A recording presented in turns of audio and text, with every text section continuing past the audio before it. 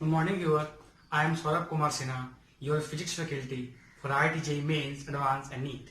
As we have started our 12th section with electrostatic, and I have started my lecture 1 from property of charges. जैसा कि हम जानते हैं कि मैंने 12th का इलेक्ट्रोस्टैटिक सीरीज स्टार्ट कर दिया था और इलेक्ट्रोस्टैटिक सीरीज में मैंने फर्स्ट चैप्टर अपलोड कर दिया था, वो था प्रॉपर्टीज ऑफ चार्जेस। और मैंने कहा था कि इलेक्ट्रोस्टैटिक 1 जो है उसको अच्छे से पढ़ने के लिए हमको मैकेनिक्स का साउंड कंसेप्ट होना जरूरी है। तो आज हम लाए हैं इसका इलेक्ट्रोस्टैटिक 2 इलेक्ट्रोस्टैटिक सीरीज का second video, electrostatic lecture 2। Topic है इलेक्ट्रोस्टैटिक फोर्सेस। आज हम डिस्कस करेंगे कि इलेक्ट्रोस्टैटिक फोर्स का नेचर कैसा होता है, क्या क्या किया गया था एक्सपेरिमेंट, क्या क्या देखा गया था। तो चलिए हम लोग डिस्कस करते हैं। और जिन्होंने इसका लेक्चर नंबर 1 मिस किया होगा, आप मेरे चैनल पे जाके 12 सीरीज का लेक्चर नंबर 1 इलेक्ट्रोस्टैटिक लेक्चर 1 को देख लेना। उसमें आपको चार्ज का बेसिक प्रॉपर्टी दिखेगा। और मैंने प्रॉमिस किया था कि मैं जब भी अगर प्रॉब्लम करवाऊंगा तो मेरे लेक्चर में प्रॉब्लम का अमाउंट ज्यादा रहेगा, जो कि एससी वर्मा, सिंगेज और इराडोव की कितनी बुकों से रहेगा। तो स्टार्ट करते हैं आज इलेक्ट्रोस्टैटिक फोर्सेस। देखो सर, हुआ क्या था कि कूलम ने एक एक्सपेरिमेंट किया था, और आप भी जानते हो कि एक्सपेरिमेंट को बदला नहीं जाता है। जैसा किया गया है हमको एज इट इज पढ़ना है, उसको हम लोग चेंज नहीं कर सकते हैं। तो देखो हुआ क्या था बेसिकली, हम जैसा कि नेचर जानते हैं, तो आज हम इलेक्ट्रोस्टैटिक फोर्स के बारे में आपको काम का बात बताऊंगा, जो आपको प्रॉब्लम सॉल्व करने में क्या करेगा, हेल्प करेगा। क्या हुआ, कूलम ने 2 पॉइंट चार्ज लिया, Q1 और Q2। क्या लिया, Q1 और Q2। दोनों का नेचर सेम है और इसको R डिस्टेंस पे प्लेस कर दिया, इसको R डिस्टेंस पे प्लेस कर दिया। देखो देखा गया कि दोनों का नेचर क्या है, सेम है sir, both are positive positive. देखो कूलम का लिमिटेशन क्या था, कूलम का जो लिमिटेशन था कि तो दोनों चार्ज उन्होंने रखा, वो कैसा था, पॉइंट चार्ज था। वो क्या था, पॉइंट चार्जेस था। जो चार्ज को प्लेस किया गया वो क्या था, पॉइंट चार्ज था। और एक्सपेरिमेंट जो है वो कहाँ किया गया था, एक्सपेरिमेंट जो है वो वैक्यूम में किया गया था। हम लोग आगे चल के पढ़ेंगे कि अगर एक्सपेरिमेंट वैक्यूम में नहीं होता तो चार्ज का नेचर है, चार्ज अपने आप को डिस्ट्रीब्यूट कर लेता है जब वो मीडियम में देखते हैं। और हम लोग देखेंगे जब मीडियम में चार्ज को रखते हैं ना, तो फोर्स पे, फील्ड पे क्या क्या इफेक्ट होता है। तो अभी हम लोग को देखना है कि लिमिटेशन क्या था। तो जो अभी हम पढ़ रहे हैं वो क्या है, अभी हम पढ़ रहे हैं कूलम्ब एक्सपेरिमेंट। क्या पढ़ रहे हैं, कूलम्ब एक्सपेरिमेंट। इसको कूलम्ब फोर्स भी कहा जाता है, कूलम्ब फोर्स भी कहा जाता है। हम लोग ये कर लेंगे तो हम लोग रोटेशन के क्वेश्चन, टॉर्क के क्वेश्चन, इससे चेन के प्रॉब्लम, हम लोग बहुत सारे इसके मैं लाऊंगा प्रॉब्लम, वेरिएशंस ऑफ प्रॉब्लम। वो कम से कम 4 घंटे का रहेगा। उसको मैं 2 सीरीज में बांटूंगा, एक मेंस के लिए, एक ट्रूली एडवांस के लिए। मैं एडवांस के लिए इराडोव के 10 से 15 क्वेश्चन उठाऊंगा जो कि बहुत इंपॉर्टेंट होते हैं। चलो, तो क्या लिमिटेशन था, 2 पॉइंट चार्ज था। पॉइंट चार्ज क्यों रखा गया सर, छोटा चार्ज है तो उसका रेडियस क्या होगा, बहुत छोटा होगा। अगर बड़ा चार्ज लेते तो उसका बहुत बड़ा रेडियस हो जाता, इसीलिए 2 पॉइंट चार्ज लिया गया। एक्सपेरिमेंट कहां परफॉर्म किया गया, experiment was performed in vacuum, experiment was performed in vacuum. ठीक है, वैक्यूम में क्यों किया गया, क्योंकि चार्ज का नेचर है, चार्ज सराउंडिंग में अगर रहेगा तो क्या करेगा, अपने आप को डिस्ट्रीब्यूट कर लेगा। मैंने पहले भी कहा था चार्ज का property, for isolated system charge must be conserve. तो देखो एक्सपेरिमेंट क्या था, पहले मैं इसका मैग्नीट्यूड बिल्कुल नहीं लिख रहा हूं, I am not going to write magnitude, and I just want to show that कि क्या हमने ऐसा कभी पढ़ा है।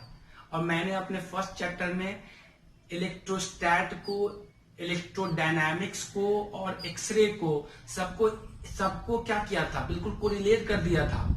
जैसे जैसे फिजिक्स में चैप्टर आगे बढ़ते जा रहा है, आपको दिख रहा होगा फोर्सेस बॉडी पे बढ़ते जा रहे होंगे।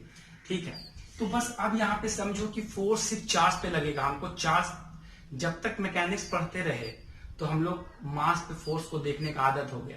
अब चार्ज पे फोर्स को फील करो, इस ट्रैक्टर में फील लाना होगा, क्योंकि फील कैसे निकल रहा है आपको दिखेगा नहीं, आपको करना पड़ेगा इमेजिनेशन कि हाँ ऐसा कुछ हो रहा होगा।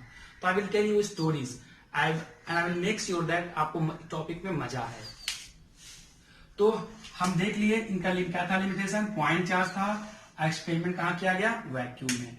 अब देखते हैं कि इनका ऑब्जर्वेशन क्या था, what was the observation. Okay, क्या क्या इन्होंने क्या क्या ऑब्जर्व किया, तो ये क्लियर है सर।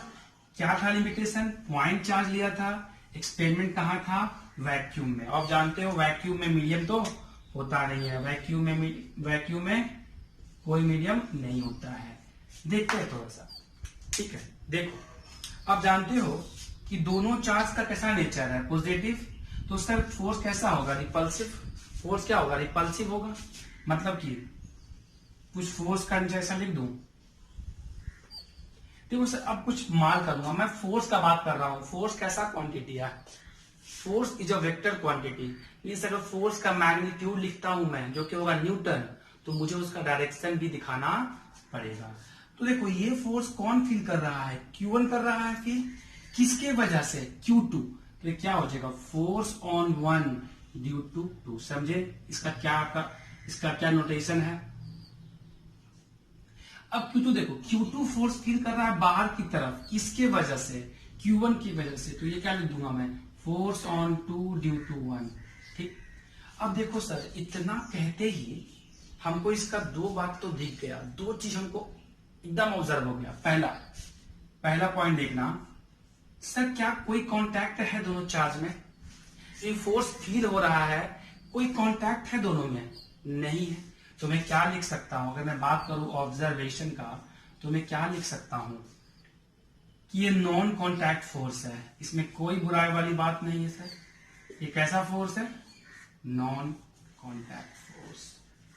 नॉन कांटेक्ट फोर्स, बोलो इसमें कोई दिक्कत तो नहीं है, नॉन कांटेक्ट फोर्स है, क्योंकि दोनों में कोई कांटेक्ट तो हो नहीं रहा है। सेकंड सर ये देखो तो कुछ ऐसा दिख रहा है क्या, ऐसा, मतलब ये एक्शन रिएक्शन पेयर है कि नहीं, एक्शन रिएक्शन पेयर है, एक्शन रिएक्शन पेयर है। ठीक है, मतलब कि ये थर्ड लॉ को कर रहा है follow, every action has equal and opposite reaction, मतलब जितना F12 होगा उतना F21 होगा। अब देखते हैं सर थर्ड ऑब्जर्वेशन। अगर एक बात मैं बोल दिया हूं कि अगर एक्शन रिएक्शन क्या ऐसा है, मतलब ये लिख सकता हूं क्या, F12 must be equal to F12, बोलो, मतलब दोनों का क्या होगा, दोनों का मैग्नीट्यूड और क्या होंगे डायरेक्शन, मैग्नीट्यूड इक्वल होगा और क्या होगा डायरेक्शन अपोजिट होगा। मतलब समेशन ऑफ फोर्स क्या हो जाएगा, एफ नेट लिखूं तब क्या हो जाएगा, एफ नेट 0 हो जाएगा।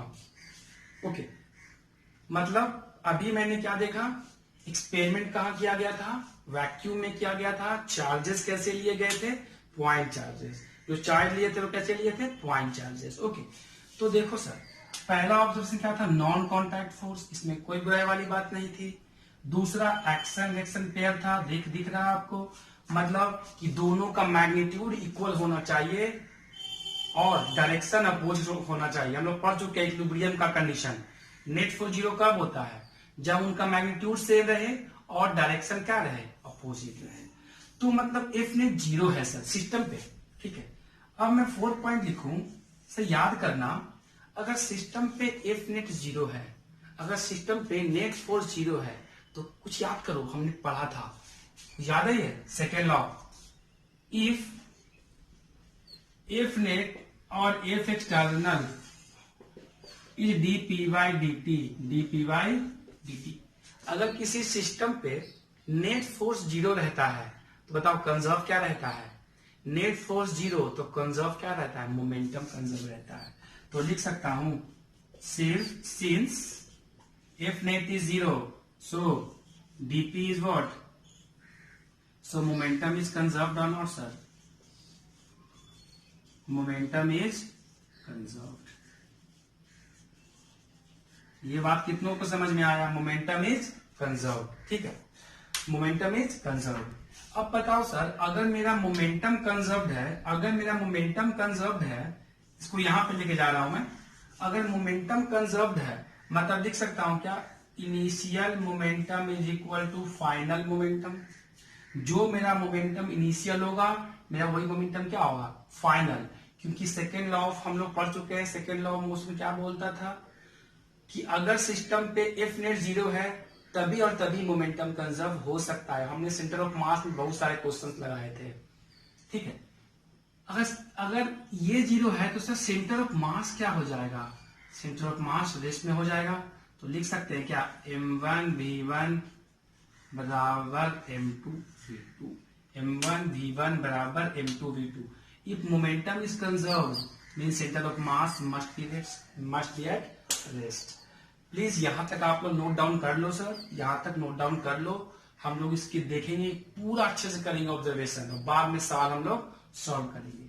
अभी देखो, अभी मैंने इसका मैग्नीट्यूड भी लिखा है क्या, नहीं लिखा है, बट एक्सपेरिमेंट दिखा क्या हुआ था, बाद में ऑब्जर्वेशन, बाद में इसका ऑब्जर्वेशन। ओके, ये बात समझ में आ रहा है सबको। इसको मैं रब कर दूं क्या, ये सेक्शन को मैं रब कर दूं, चलो रब कर देता हूं। अब मैं यहां पर डिस्कस कर रहा था कि momentum is conserved means VCM at rest. हम जानते हैं सर सेंटर ऑफ मास का जो फॉर्मूला है VCM, m1 v1 m2 v2 बराबर m1 प्लस m2। याद है कुछ, अगर सेंटर ऑफ मास जीरो हो गया तो क्या हो जाएगा, m1 v1 m2 v2। Similarly क्या मैं लिख सकता हूं, सिमिलरली m1 r1 बराबर m2 r2। बिकॉज अगर वीसीएम रेस्ट है तो आरसीएम क्या होगा, आरसीएम भी रेस्ट में होगा। ओके, तो अभी हमने क्या क्या ऑब्जर्व किया सर, कोई कांटेक्ट नहीं था, मतलब नॉन कांटेक्ट फोर्स। सेकेंड चीज देखो, ये दोनों चार्ज को ऐसे रख दो, ये अपने आप या तो पास आएंगे या दूर भागेंगे। मतलब कह सकते हो कि अगर दो चार्ज को रखोगे, दोनों का नेचर सेम होगा तो क्या होगा, इनमें दुश्मनी होगा। अगर नेचर अपोजिट रहेगा दोनों प्यार करेंगे, है कि नहीं। बट इसको रखने में कोई कांटेक्ट नहीं है, ये अपने आप ये फोर्स फील कर रहा है without any contact, without any contact. तो यहां तक कहानी क्लियर है। फिर हम देखें एक्शन रिएक्शन पेयर है। अगर एक्शन रिएक्शन पेयर होगा तो नेट फोर्स क्या होगा, जीरो होगा। नेट फोर्स जीरो होगा तो मोमेंटम कंजर्व रहेगा। आपको समझ में आ रहा होगा, पूरा टॉपिक एकदम मैकेनिक्स से सिंक हो गया कि नहीं। देख लो, action reaction pair, non-contact force, external force is zero, then momentum is conserved, momentum is conserved मतलब VCM is zero, VCM is zero, then RCM is zero। हम लोग ये काम 11th में कर चुके हैं। तो आई होप मैं इसको यहां तक अब तो कर सकता हूं। अब तक मैंने फोर टाइप ऑफ ऑब्जर्वेशन देखा। अब पांचवा देखो, पांचवा ऑब्जर्वेशन बहुत इंपॉर्टेंट था, ये सबसे इंपॉर्टेंट ऑब्जर्वेशन था, ये सबसे इंपॉर्टेंट ऑब्जर्वेशन था। सर Q1 और Q2 है, मैंने क्या बोला, ये फोर्स लगा रहा है F12 और ये फोर्स लगा रहा है F21, ठीक है। सर ये बताओ कि ये फोर्स लग रहा है, इसका कैसा नेचर है। मैंने कहा कि एक्शन रिएक्शन पेयर है, मतलब नेट फोर्स जीरो होगा। मतलब कि ऐसा कुछ केस है ना, F12 और F21। प्लीज इस बात को बिल्कुल ध्यान देना, इस बात को बिल्कुल ध्यान देना, बिल्कुल ध्यान देना, मैं बोलने वाला हूं, वेरी इंपॉर्टेंट। सर तो अगर ये ऐसा होता तो मैं इसको ऐसा भी तो बोल सकता था कि ये Q1 है और ये Q2 है, तो Q1 फोर्स लगा रहा हो ऐसे, सपोज ये F12 ले लो और ये F21 ले लो। देखो अभी भी एक्शन रिएक्शन पेयर है, चेक करो, अभी भी ये एक्शन रिएक्शन पेयर है कि नहीं। देखो तो अच्छे से, जब एक्शन रिएक्शन पेयर कहा और नेट फोर्स जीरो कहा कि भाई एक्शन रिएक्शन पेयर है, मतलब यहां पर भी F12 बराबर F21 तो है, F21 तो है। ये बात कितनों को समझ में आ रहा है, ये बात आप लोग फील हो रहा है। सबसे बड़ा ऑब्जर्वेशन था, नेट फोर्स तो सर अभी भी जीरो है, अभी भी एक्शन रिएक्शन पेयर है। लेकिन एक बात सुनो सर, ये सबसे बड़ा ऑब्जर्वेशन था किसका, कूलम्ब का। अब कूलम्ब ने देखा कि नहीं ऐसे फोर्स कभी दोनों चार्ज कभी ऐसे फोर्स लगा ही नहीं सकते हैं। ये जब भी फोर्स लगाएंगे तो कहां लगाएंगे? Along line joining there centre, along line joining there centre. Force is directed along line joining their center, along line joining their center। मतलब कि कहने का मतलब है कि अगर एक ये लड़का है और ये लड़की है, ठीक है, एग्जाम्पल ले लो, ये गर्ल है, तो ये इसी लाइन पे या तो दूर जाएंगे, मतलब या तो इनके बीच में क्या होगा? दुश्मनी होगा, या तो इसी लाइन पे दूर जाएंगे या इसी लाइन पे पास आएंगे। ऐसा नहीं होगा कि बॉय इधर जा रहा है और गर्ल इधर जा रहा है। मतलब यहां से एक बहुत इंपॉर्टेंट बात निकल के आ रहा है जो ऑब्जर्व किया कूलम्ब ने, कि सर अगर ऐसा नेचर है, मतलब ये जो फोर्स है ना, कूलम्ब फोर्स, ये पाथ पे डिपेंड नहीं कर रहा है। जस्ट लाइक ग्रेविटेशनल फोर्स, तुम ये पेन को देखो, ये तुम पेन को हॉरिजॉन्टली फेंको, वर्टिकली फेंको, डाउनवर्ड फेंको, वर्टिकली अपवर्ड फेंको, एमजी कहां लगता है? Towards centre. देखो कि एक बात मानते हो, अगर वो बॉल को ऊपर फेंकते हैं हम, वो अपने आप नीचे आता है, क्या तुमको ग्रेविटी का फोर्स दिखता है? क्या फील होता है तुमको कि कोई धरती से कोई चीज निकल के आ रहा हो और बॉल को नीचे लेके आ रहा हो? नहीं सर, ये अर्थ का ऑरा है, ये अर्थ का ऑरा है कि अर्थ हर चीज को, हर बॉडी को अपने ओर खींचता है। तो यहां भी सेम होता है, तुमको चार्ज का फील्ड दिखेगा नहीं, ये चार्ज का फोर्स का ऑरा है। क्या ऑरा होता है? जो हमको फील करना होता है। तो ये बात कितनों को समझ में आ रहा है कि नेट फोर्स होना होता तो ऐसे भी लग सकता था, F12 बराबर F21, लेकिन नहीं लगा। मतलब मुझे एक बात दिख गया ना कि coulomb force is always directed along line joining their center, along line joining their center। मतलब मैं यहां से एक बात और निकाल सकता हूं सर, इतना लिखने के बाद मैं यहां से एक बात और निकाल सकता हूं लोग, अगर तुम बोलोगे तो। अगर 6वां पॉइंट लिखना रहा है मुझे तो मैं लिखूंगा आराम से। 6th पॉइंट बताओ क्या means? Coulomb force is path independent, path पे डिपेंड ही नहीं करेगा ये। क्यों? तुम दो चार्ज को कैसे भी रख दो, सपोज अगर ये चार्ज Q1 है और ये चार्ज Q2 है, इसके बीच में दूरी क्या है? ये R है, तो ये फोर्स कहां लगाएगा? Along line joining there centre, इसी लाइन के अलोंग ये फोर्स लगेगा, ठीक है। मतलब इसका फोर्स का जो पाथ है वो फिक्स्ड है, ये पाथ पे डिपेंड नहीं करेगा। अब बताओ सर, जो फोर्स पाथ पे डिपेंड नहीं करता है उसको हम कौन सा फोर्स बोलते हैं? तुम देख लो, पूरा मैकेनिक सीन हो गया, NLM से लेके रोटेशन से लेके कॉम तक। अब बताओ, जो फोर्स पाथ इंडिपेंडेंट होते हैं वो फोर्स किस कैटेगरी में आते हैं? Conservative force. याद है? Conservative force are those forces from that forces energy is totally recoverable। जिस फोर्स का एनर्जी क्या होता है, जिस फोर्स के कारण एनर्जी कम से कम कंजर्व रहता है, कभी कंजर्वेटिव फोर्स के कारण एनर्जी का डिसिपेशन नहीं होता है। और 11th में वर्क पावर एनर्जी चैप्टर में हम लोग पढ़े थे, याद करना, कंजर्वेटिव फोर्स का राउंड ट्रिप में वर्क 0 होता है। और मैंने वहां भी लिखवाया होगा कि जितने भी सेंट्रल फोर्सेस है, all central forces are conservative. मतलब एक ऐसा फोर्स है, सेंट्रल इन नेचर है कि नहीं? Central in nature and conservative force, ठीक है। कंजर्वेटिव फोर्स, ये बात समझ रहा है कि कूलम्ब फोर्स पाथ इंडिपेंडेंट है, तो सेंट्रल इन नेचर भी दिख रहा होगा, लाइन ज्वाइनिंग देयर सेंटर। ये फोर्स कहां लग रहा है? Towards line joining there centre, towards line joining there centre. Sir अगर कंजर्वेटिव फोर्स है तो एक बात लिख सकते हो क्या? याद करो ये relation, work done by conservative force work done by conservative force is this और not?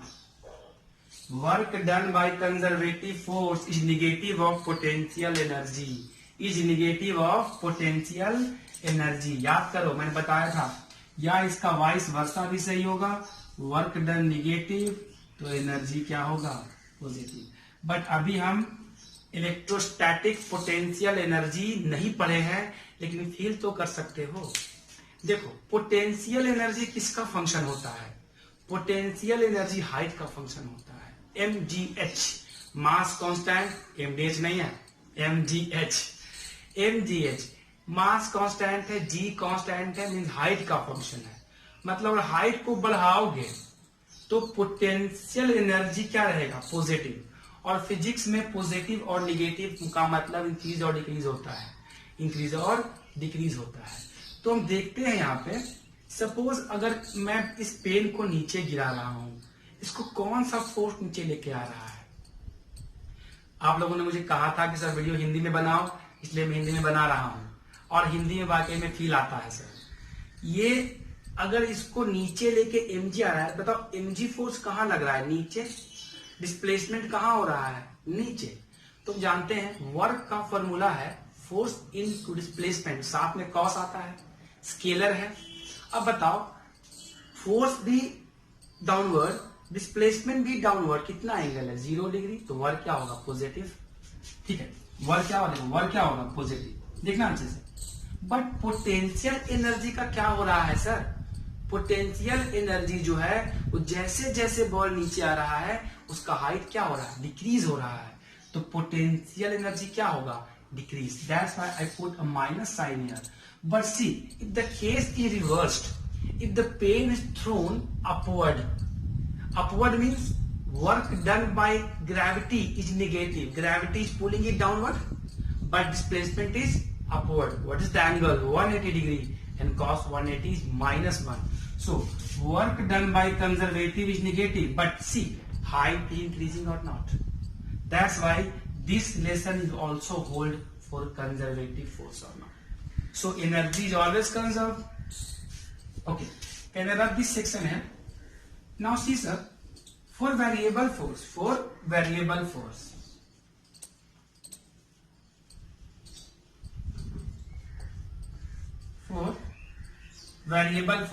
this can be, work can be minus F dot dr, and this is del r and this is del u. I just told you this lesson. So F can be what?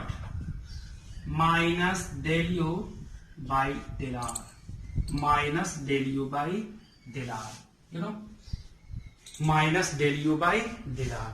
ये बात मैंने किया था जब हम लोग, आप लोग देखा होगा इलेशन, डेल है पार्शियल, बिकॉज फोर्स आपका x y और z कैप में आएगा, तो हमको इसको डिफ्रेंशिएट करना पड़ेगा अलग अलग करके। ठीक है, तो इतना पॉइंट निकल गया। अभी तक मैंने इसका मैग्नीट्यूड तो लिखा ही नहीं है सर, अभी तक तो कहाँ गया मैग्नीट्यूड पता ही नहीं है, बस इतना ऑब्जर्व कर लिया। और एक बात और था सर, क्योंकि मेरा नंबर 9 पॉइंट बनेगा, क्या बनेगा? Number 9 point. That is very important. I hope आपने ये लिखा होगा। अब नंबर 9 पॉइंट देखो। देखो सर क्या होता है, सपोज ये चार्ज Q1, ये चार्ज Q2 और ये चार्ज Q3, इसका डिस्टेंस R1, इसका डिस्टेंस R2, इसका डिस्टेंस R3। सपोज कि एक चीज देखो अच्छे से, ये Q1, Q2, Q3 था। सपोज Q3 को मैंने अभी इंट्रोड्यूस नहीं किया था, सपोज कर लो Q3 बाद में आया, अभी मैंने Q3 को इंट्रोड्यूस नहीं किया था। तो Q1 और Q2 कुछ ऐसा फोर्स फील कर रहे होंगे कि नहीं? Repulsion, F12 and F21। ठीक है, देखो अच्छे से। ठीक है, बट जैसे ही Q3 आया, तो क्या Q3 के आने से क्या ये दोनों फोर्स पे कोई इफेक्ट पड़ा? तो नहीं पड़ा। वो एग्जाम्पल हुआ, सपोज ये क्या था, एक मैन, ये 2 शादी किया, एक शादी इससे किया और एक शादी इससे किया। जब इससे शादी किया, दोनों का प्यार मतलब force, I am taking example, दोनों का कुछ ना कुछ प्यार फील कर रहा होगा, जो कि एक मैग्नीट्यूड के फॉर्म में आएगा, F1 to F21। क्या इस प्यार पे इफेक्ट पड़ा जब ये थर्ड चार्ज आया, जब ये थर्ड चार्ज इंट्रोड्यूस हुआ? मेरा सवाल ये है, जब ये थर्ड चार्ज इंट्रोड्यूस हुआ, जब ये थर्ड चार्ज इंट्रोड्यूस किया गया, तो क्या दोनों के प्यार पे इफेक्ट पड़ा? तो सर जवाब क्या होगा? नहीं पड़ा। देखो अब Q1 Q2 का दूरी R1 है, इसका R3 है, तो अभी भी जो इनका फोर्स का मैग्नीट्यूड है ना, उस पे आप अगर 2 चार्ज भी रख दो, 3 चार्ज भी ले आओ, तो फोर्स पे इफेक्ट नहीं पड़ता है। तो ये फोर्स आई होप ह्यूमन से तो अच्छा है ना। इंसान करता क्या है, उसका कमिटमेंट कहीं नहीं है, उसका 10 जगह कमिटमेंट है, 10 जगह कमिटमेंट है, और उसका कमिटमेंट अगर 10 प्लेसेस पे है भी, फिर भी वो किसी भी एक जगह पे सही से कमिटमेंट नहीं निभा पा रहा है। बट चार्ज का क्या है, ये अगर 3-4 से भी कमिटमेंट करता है तो सबका कमिटमेंट पूरा रहता है, इसका कमिटमेंट डिस्टर्ब नहीं होता है। मैं एग्जांपल ले रहा हूं, तो इसको मैं लिख सकता हूं इंग्लिश में कि if we introduce another charge Q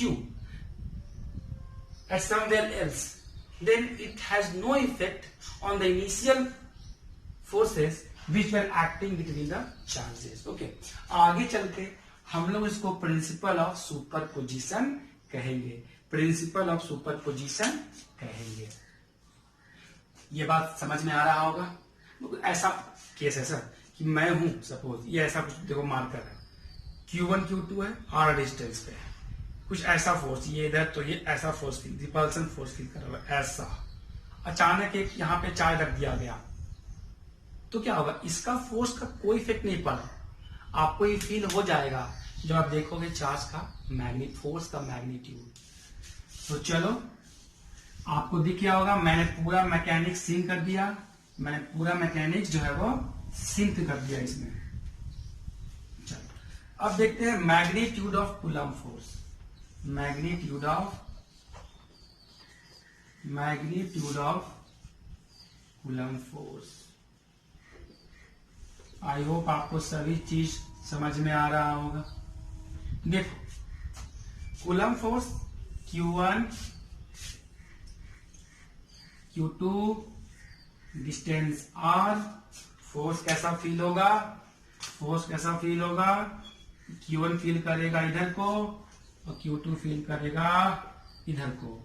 तो sir Coulomb force is directly proportional to magnitude of charge, product of magnitude of charge, क्या था अपना पहला equation. And Coulomb force is inversely proportional to distance between them, मतलब जितना charge बढ़ा दोगे उतना कूलम्ब फोर्स बढ़ जाएगा, जितना डिस्टेंस क्या करोगे बढ़ा दोगे उतना कूलम्ब फोर्स घट जाएगा। समझ में आ रहा है ये बात? अब फ्रॉम फर्स्ट एंड टू यहां पर लिख सकते हैं, फ्रॉम फर्स्ट एंड टू। देखो जब भी सर ये वाला साइन हटता है ना, एक कांस्टेंट आता है, जब भी ये साइन हटता है तो एक कांस्टेंट आता है। तो लिख सकते हैं क्या, के Q1 Q2 बाई R का स्क्वायर, ये अपना क्या है मैग्नीट्यूड। अब देखो एक नया जानवर इंट्रोड्यूस हुआ यहाँ पे, दैट इज के इज कॉल्ड, के को बोलते हैं अपन डाइलेक्ट्रिक कांस्टेंट। क्या होता है ये? डाइलेक्ट्रिक कांस्टेंट, और also called universal constant, universal constant. Dielectric के बारे में चर्चा बहुत होगा, अभी तो पूरा चैप्टर में हम लोग डिस्कस करेंगे what is dielectric. In capacitor only dielectric का ही चर्चा होगा। तो ये बात समझ में आ रहा है। अब के का वैल्यू क्या होता है, के का वैल्यू क्या होता है, ठीक है, के का वैल्यू क्या होता है, तो यहां तक आप लोग लिख लो, ठीक है। चलो तो ये बात सबको समझ में आ रहा होगा। के क्या है, डायरेक्टली के का वैल्यू होता है सर। तो व्हाट इज के का unit, newton metre square coulomb into coulomb. देखना के का होता है वैल्यू 9 इंटू 10 पर power 9 newton. Newton distance is in metre square and coulomb C का स्क्वायर। कोई दिक्कत वाली बात नहीं। और एक डायमेंशन लिखना है। फोर्स का होगा M L T minus 2। Metre का स्क्वायर मतलब एल का स्क्वायर। और सर कूलम चार्ज का फॉर्मूला होता है आईटी मतलब एम्पियर इंटू टी। अब बताओ क्या लिख दूं? एम मतलब कि A2 T2। ओके, कोई दिक्कत वाली बात नहीं है। तो हम उसका डायमेंशन यहां से लिख सकते हैं ना। ओके ठीक है, चलो तो इसको मैं रब कर दूं, टर्म को रब कर दूं। देखो अच्छे से सर के का जो हम लिख दिए वैल्यू कितना था 9 इंटू 10 पे पावर 9। के का जो फॉर्मूला होता है वो होता है 1/4 pi epsilon naught, where epsilon naught is called permittivity of free space. Permittivity of free space, ठीक है, परमिटिविटी ऑफ फ्री स्पेस। और एप्सिलॉन नॉट का वैल्यू होता है 8.85 10 to the power -12। बट ये मत याद करना, इसको ऐसा भी लिखा जा सकता है 10 पर पावर -9 बाई 36 पाई। तुम चेक करके देख लो बाई 36 पाई। अगर चेक करके देखोगे तो पता चल जाएगा कि के का फॉर्मूला होता है 1/4 pi epsilon is 10 to the power -9 by 36 पाई। ये कट जाएगा, 9 कहां जाएगा ऊपर, 9 इंटू 10 पर पावर। इसीलिए ये याद करना, ये ज्यादा सिंपल रहेगा। क्या 10 to the power 9 by 36, 10 to the power -9 by 36 पाई। जब हम पढ़ेंगे मैग्नेटिज्म तो आएगा mu naught. Mu naught is called permeability of free space. मैंने बताया था अपने फर्स्ट लेक्चर में, कुछ कांस्टेंट बदल जाएंगे in place of charge, current आएगा जब पढ़ेंगे इलेक्ट्रोडायनामिक्स।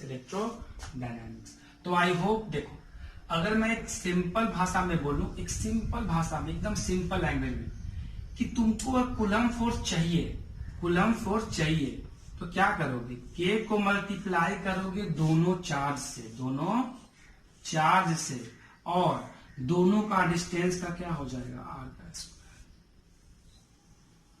ये अपना क्या है? Magnitude of coulomb force. ठीक है, तो ये अपना कूलम। अब देखो, अब मैं बताऊंगा कि what is principle of superposition. तो आप लोगों ने ये लिख लिया।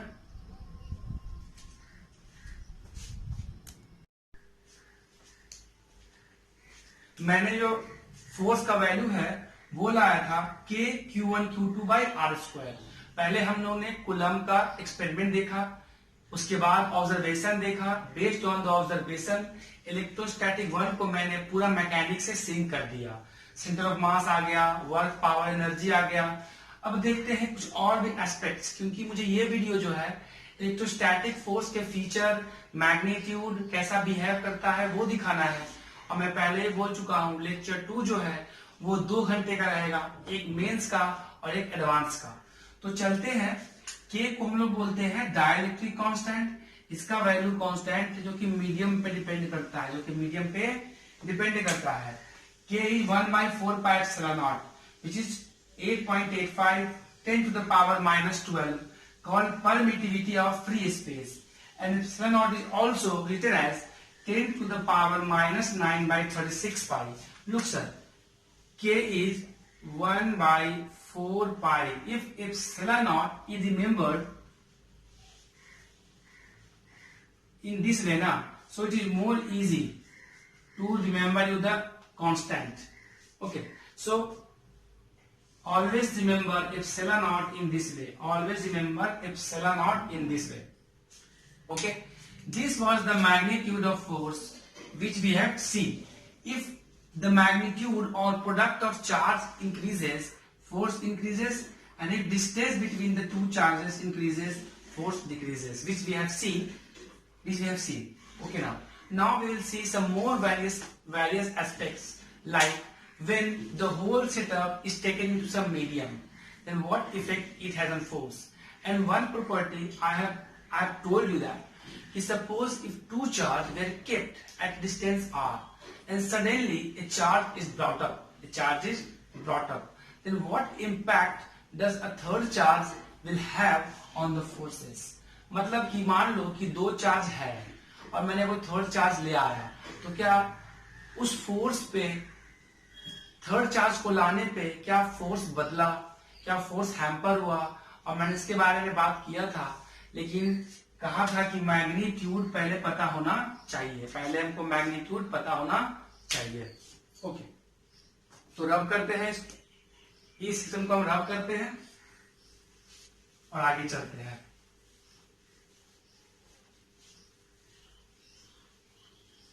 चलो अब देखते हैं dependency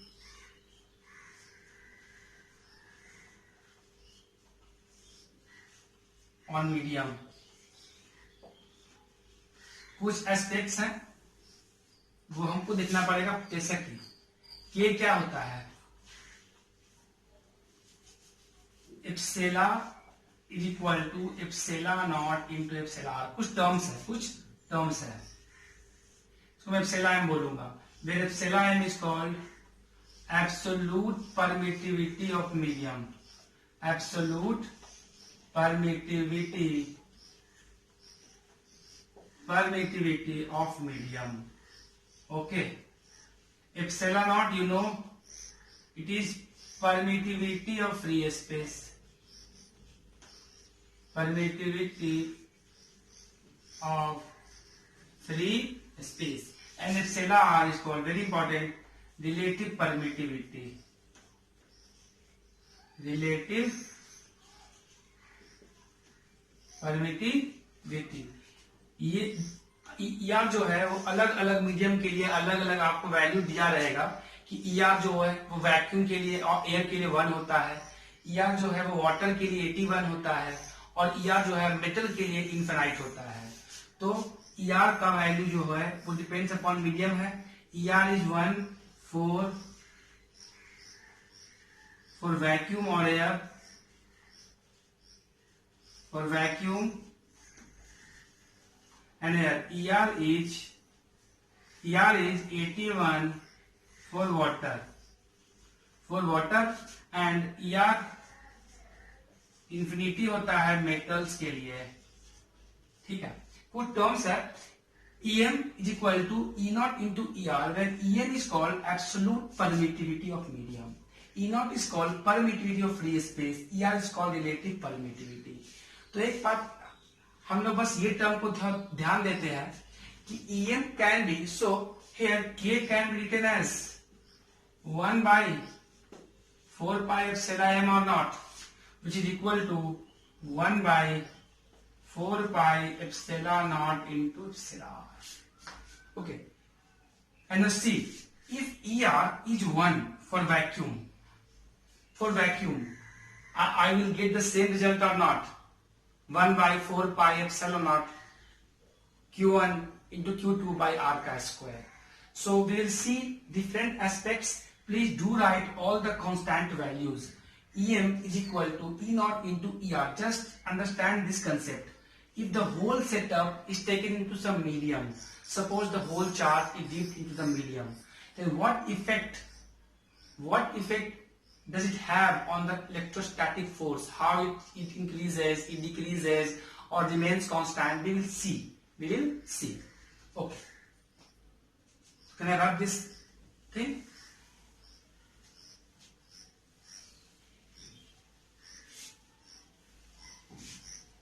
Just see here what I am going to do.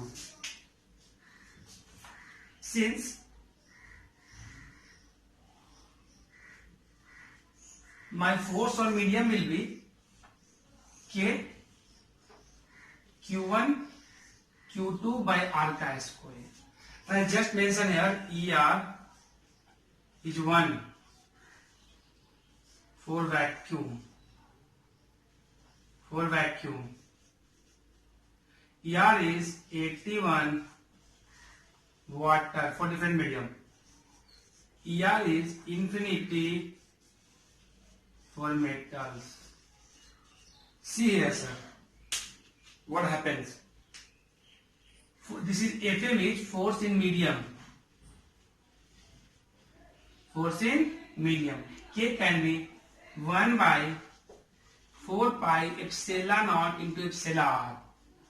Q1, Q2 into R square. Sir, if whole experiment was done in vacuum, what was ER, sir? ER is 1 or not? ER is 1 or not? So, the result which we obtained earlier, force in vacuum is Q1, Q2 by 4 pi epsilon naught R square for vacuum. For vacuum, force is Q1 into Q2 by 4 pi epsilon naught into R square. So if epsilon R is 1, now if force in medium, see here. Q1, series term, sir. Series term, please. Q1, Q2, 4 pi epsilon naught R square. This term, Q1, Q2, 4 pi epsilon naught epsilon R square. What you are observing, sir? See here. Q1, Q2, 4 pi epsilon naught, Q1, Q2, 4 pi epsilon naught R square is what? This is force in vacuum or not? So force in medium is, this is force in vacuum divided by epsilon. Force in vacuum divided by epsilon or not? Force in vacuum divided by epsilon. Got this point? So what I learned, sir, here, यहाँ मुझे ये दिख गया sir कि force on medium क्या होता है? Force on vacuum divided by epsilon. बताओ फोर्स घट गया कि बढ़ गया? फोर्स घट गया कि बढ़ गया? अगर आप पूरे सेटअप को मीडियम में डाल दिए, एप्सिलॉन का अलग अलग वैल्यू होता है. For water this is 81, for metal this is infinity. अब मुझे बताओ कि फोर्स डिक्रीज किया कि नहीं? Force decreases by what amount? By epsilon. मतलब कि अगर होल सेटअप को आप किसी मीडियम में डाल देते हो तो जो मैं कूलम फोर्स है तो क्या होता है? कम जाता है कि बढ़ जाता है? वो घट जाता है. किस अमाउंट से घट जाता है? वो एप्सिलॉन अमाउंट से घट जाता है. वो किस अमाउंट से घट जाता है? एप्सिलॉन अमाउंट से घट जाता है. वैक्यूम में जो फोर्स था, जो कूलम ने एक्सपेरिमेंट किया था, उससे हमारा ये रिजल्ट आया था. और जब हमने सेटअप को फुल सिस्टम में डीप कर दिया तो मैंने देखा कि के का वैल्यू कुछ ऐसा आ जाएगा, 1 by 4 pi epsilon naught into epsilon. Where epsilon is relative permittivity. ये आपको एग्जाम में दिया रहेगा. आप जब भी क्वेश्चन देखोगे तो epsilon का वैल्यू दिया रहेगा. Take epsilon this. ओके. तो आई होप आपको समझ में आ रहा होगा कि जब चार्ज को पूरे सेटअप को किसी मीडियम में डालते हैं तो फोर्स एप्सिलॉन आर के फैक्टर से डिक्रीज कर जाता है. ओके. तो हम देख लिए फोर्स का मीडियम पे डिपेंडेंसी क्या हुआ कि फोर्स डिक्रीज कर जाता है एप्सिलॉन से. कुछ और चार्ट तो देख सकते हो. एप्सिलॉन क्या होता है? For metal infinity. तो what is my force? 1 by infinity is 0 or not? So force is 0. Force is 0. Okay then. आपको ये बात समझ में आया होगा, ये पूरा एस्पेक्ट समझ में आ रहा होगा. जितनी बातें हैं हम लोग को समझ लेना है क्योंकि प्रॉब्लम लगाने के लिए यही सब टर्म वहां पे आएगा हम जब प्रॉब्लम को सॉल्व करेंगे. तो चलो अब एक टर्म देखते हैं, that is called principle of superposition. इसमें ज्यादा मैं लिखवाऊंगा नहीं. प्रिंसिपल ऑफ सुपरपोजिशन समझना. Principle of superposition. देखो होता क्या है सर, सपोज करो ये सब चार्ज था Q2, this charges were fragmented, suppose Q1 है, Q2 है और ये क्या है Q3 है। सपोज मैंने एक चार्ज Q रख दिया यहाँ पे, एक चार्ज स्मॉल q रखा, एक चार्ज स्मॉल q रखा, ठीक।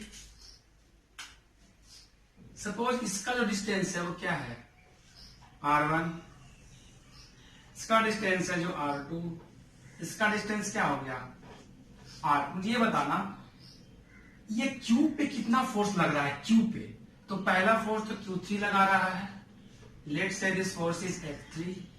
फिर क्या लगा रहा है Q1 लगा रहा होगा, देखो मैं बाहर की तरफ दिखा रहा हूं क्योंकि प्लस चार्ज है तो फोर्स पोटेंशियल रिपल्सिव होगा, ये क्या हो जाएगा F1 हो गया और ये क्या हो जाएगा F2 हो गया, ठीक है बढ़िया बात।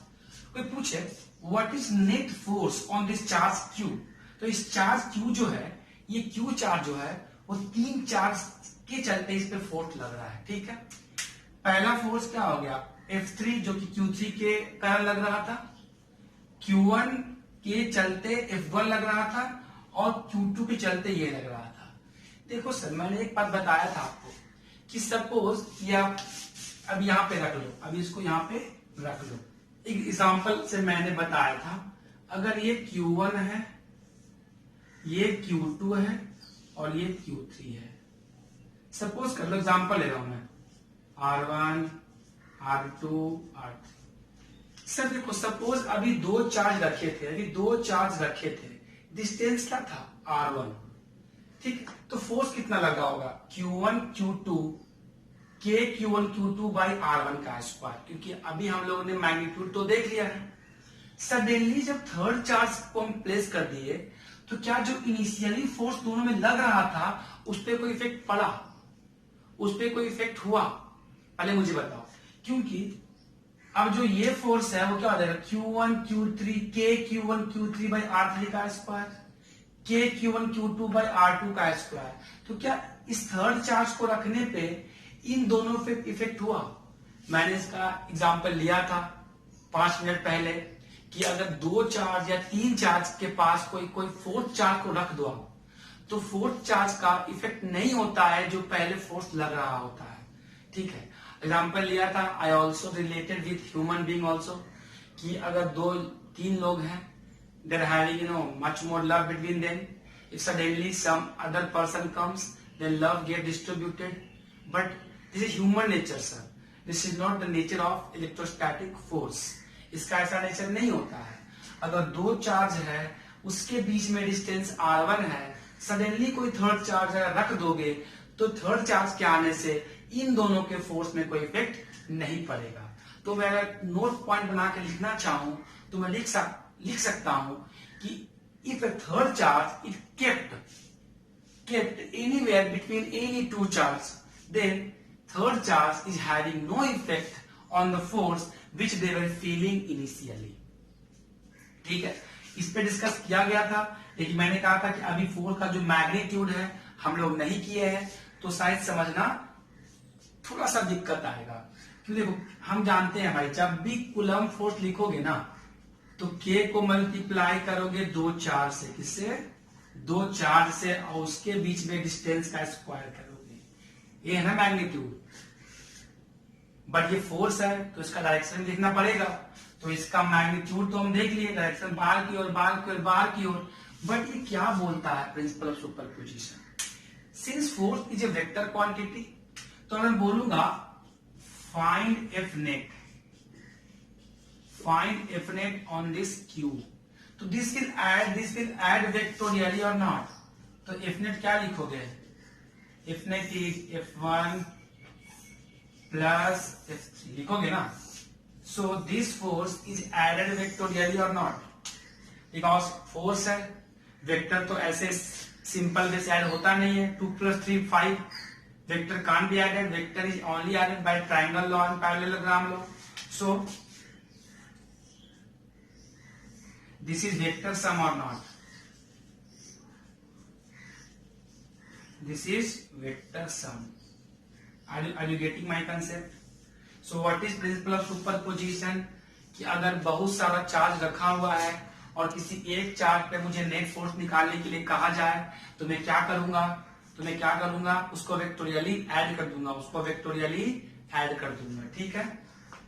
ये बात समझ में आ रहा है। और मैंने इसका एग्जांपल लिया था कि किसी थर्ड चार्ज के आने से या किसी means the charge which was not initially there, if suddenly the charge escaped, then it has no impact on the force which they were feeling initially. Okay, तो ये टर्म समझ, वेक्टर है sir, बिल्कुल वेक्टर है। इसका मैं example आपको दे देता हूं, एग्जांपल देख लो। ऐसे बहुत सारे सवाल आपको मिलेंगे, मैं करवाऊंगा भी। सपोज कर लो ये इक्विलेटरल ट्रायंगल है, क्या है? Equilateral triangle. This is my equilateral triangle. इसके वर्टिसेस पे 3 चार्ज रख दिया गया है, Q1, Q2, Q3। This triangle is equilateral, तो सबका साइड तो एक ही होगा सर। सपोज सेम चार्ज रख लो, Q, Q, Q, ओके। अब बताओ, कोई बोले ये Q डैश है, अब बोले कि Q डैश पे कितना फोर्स लग रहा है, बोले फाइंड। अब बताओ इसमें कौन सा मैं इलेक्ट्रोस्टैट पढ़ रहा हूं, मैं वेक्टर पढ़ रहा हूं sir. Find F net on Q1। मतलब क्या करोगे निकालने के लिए? सिंपल है, Q1 जो है उस पर फोर्स लग रहा है, एक इसके चलते एक इसके चलते।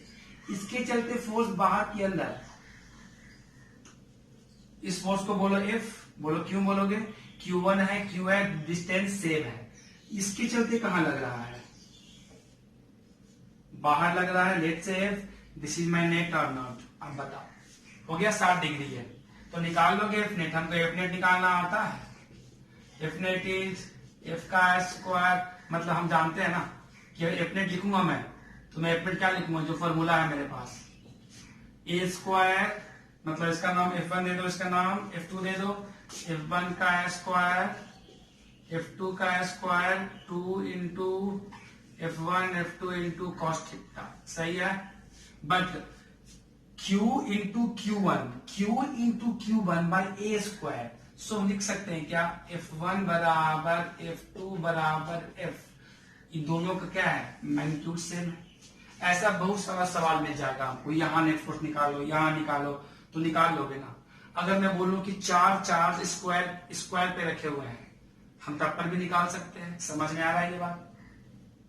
This is called principle of superposition. इस लेक्चर में मैं चाह रहा हूं कि आपको फोर्स का पूरा फीचर, पूरा ऑब्जर्वेशन, पूरा क्वालिटी जो सब बिहेव करता है वो आपको दिख जाए। ओके, तो हम लोगों ने पूरा एस्पेक्ट को देख लिया है। अब हम लोग को करना क्या है? लेक्चर नंबर 2 में पूरे क्वेश्चन को डिस्कस करना, जो डिस्कस ऑल द प्रॉब्लम। मैंने कहा है 2 घंटा मेंस का सवाल होगा और 2 घंटा हम लोग एडवांस का सवाल करेंगे। इसमें I will take more conceptual problems regarding force only, and I will solve Irodov some problems which will take lengthy calculation. So I will solve here some Irodo and some Singe's problems. So I hope this concept is learned.